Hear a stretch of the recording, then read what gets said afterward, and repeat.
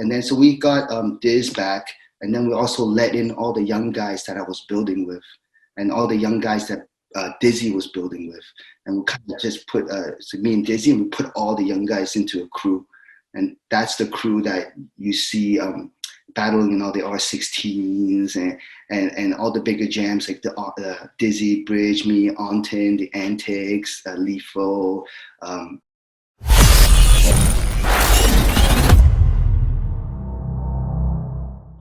And it was like I said, it was like a month or two after I had met you. You told me like that you guys were going to be up in Rochester. And so I remember I go up to Rochester. It was some jam in a skateboard park. It was indoors though, but it was at a skateboard park. And I remember it for three reasons. One of the reasons was I remember I took a bus there, and I didn't have a hotel yet.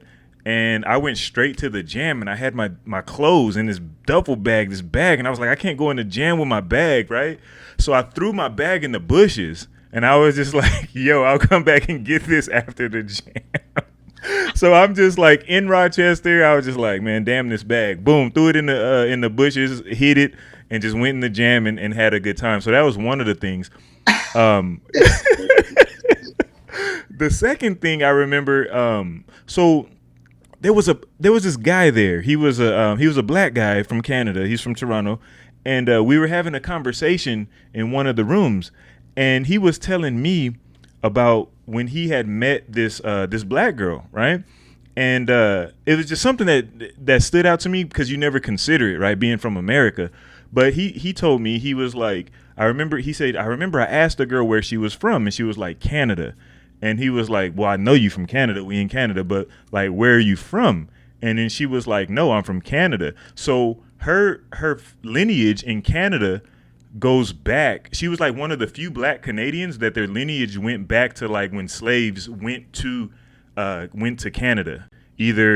So like, which is a rarity because most black people in Canada are from like Haiti or the Caribbean or like Jamaica, like these other countries, or from Africa or something like that. But she was from Canada, like I'm from America. Oh. And I thought that was really dope because like I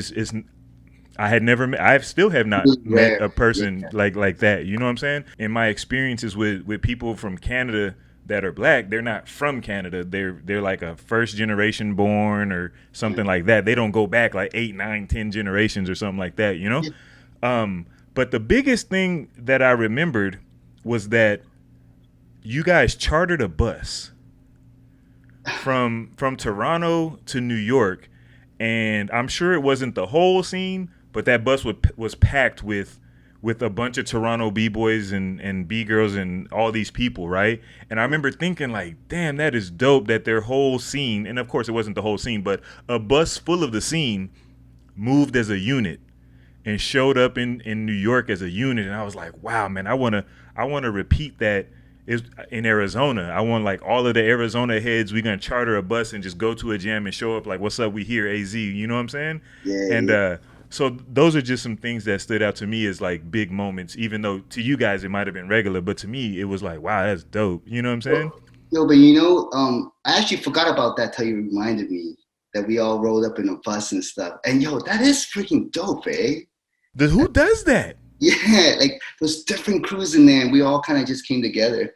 It was always kind of a thing where I think our mentality was always like the States look at us as little brothers.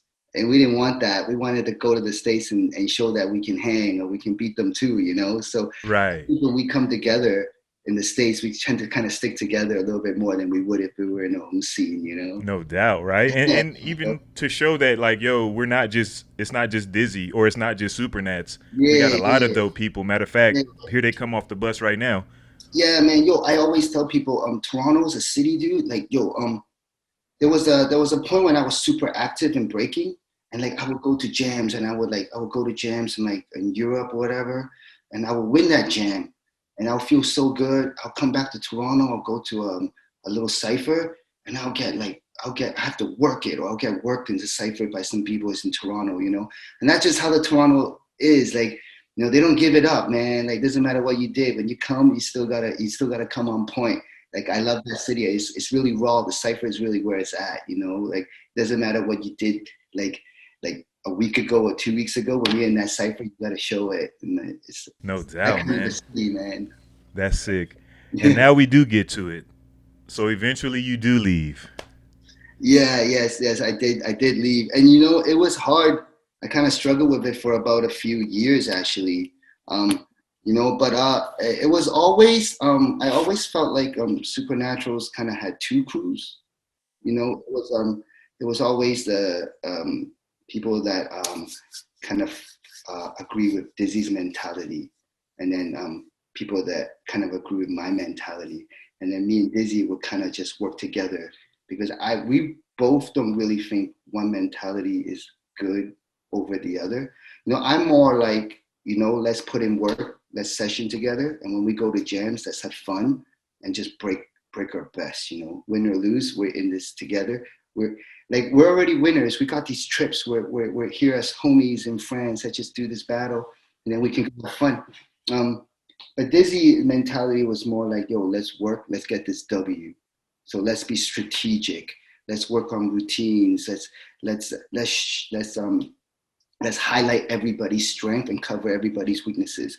You know, which it sounds good, you know, and I can't even say it doesn't work because we won so many battles that way. If you ever see Supernaturals break, it's usually we will have some routines and we'll have some strategy.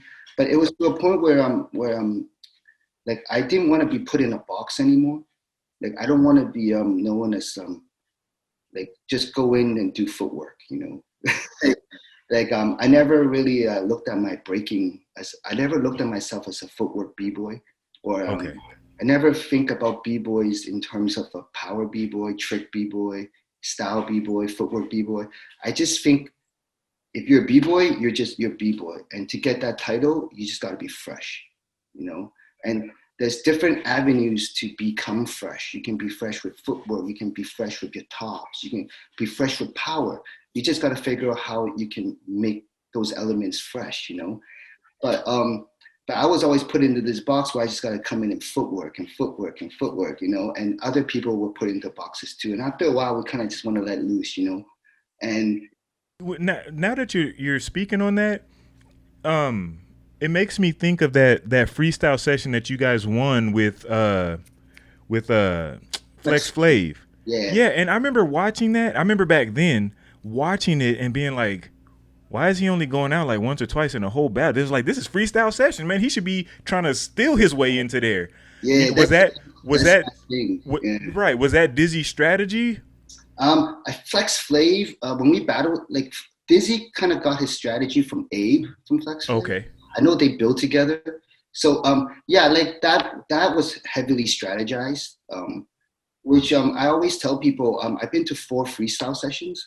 Freestyle session is probably one of the few jams I'll always pay for because I grew up watching that jam and I got so much love for that jam, you know. And I'll always pay to go there. Like it's kind of like my before COVID, it was like kind of like my every other year I would go, you know. And the year I won was the year I had the least amount of fun because it was a year that we kept moving forward. So every time we move forward, we have to work on our strategies on the side for the next battle. We gotta talk about it. We gotta zone in. I gotta know what I'm doing. And I wasn't ciphering. I wasn't really having a lot of fun. It was more the W, you know. And you know, it's nice to win a freestyle. Like I said, I grew up watching it, and it's nice to win it with your homies, you know, Dizzy Bridge and Morris. Those were like my homies for life. But you know, it's like you said, sometimes you just want to go in there, you just kind of want to be like, yo, I want to take this guy, you know, and let's just rock, right? Like sometimes like, I don't know if it's selfish in me that it's not enough sometimes to win, but I kind of want to win my way. Or I just want to show myself, you know, sometimes the win doesn't mean much if like I'm just put into a box doing this, or I'm just kind of like doing this, you know. And that was just one of the few things one of the problems that I kind of had with Supernats as I kind of went through this journey with them was the one thing. And there was always other things too, like, Toronto is all about ciphering and handling business in ciphers. And then, like I said, like I knew they put me down. When they put me down, it meant a lot to me because, they fully saw me give them bite signs. I came from another camp. I wasn't fully being respectful to them. At first, I was a punk. So when I got down, I wanted to really rep. So, any problems, anytime people talk shit about us on the internet, because back then the B-Boy Row has a forum and people would just go on there and talk hella smack. And then, when you're young, you get heated. So I will always go to these ciphers and I would battle, like me and Bridge, like we would call out people. But when time kind of like passed by, we find that we were the only ones kind of ripping in the ciphers, Still holding that tradition, right? Yeah, and I would like get upset with the crew sometimes for not ripping. But then as I got older, I kind of realized like you can't force things on people, Right. Everyone's got to have their own path, right? Like I can't make them do what I want them to do, It's not fair for them. So I just decided I want to do my own thing, I told them that I kind of want to spread my wings and just kind of go and do my thing. But I wish them all the best. It's all love. Like I still have the tattoo of Supernats on me, and it's 18 years of work that I'm not ashamed of it. Like I'm pretty open to talking about Supernats, the good times and the bad, because it's part of me. And I wish nothing but the best. I got all the respects for them. But I think it was time to move on. It's like, like LeBron's got to leave Cleveland, No doubt. There you go. Yo, and but sometimes when I win these jams, I don't feel like I won them because I didn't give it my all. I wasn't able to give it my all because I can only come in and rock what I'm supposed to rock. Right. You have to stick to a script, right? Stick to a script. So then my head is not really synced into the music or the moment or the vibe. I'm thinking about the next play.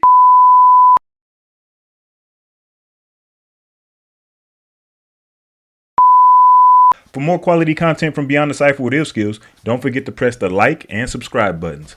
Let us know how we're doing in the comment section, and to make sure you don't miss anything from the channel, smash that notification bell. We appreciate the love and support. Peace until the next episode.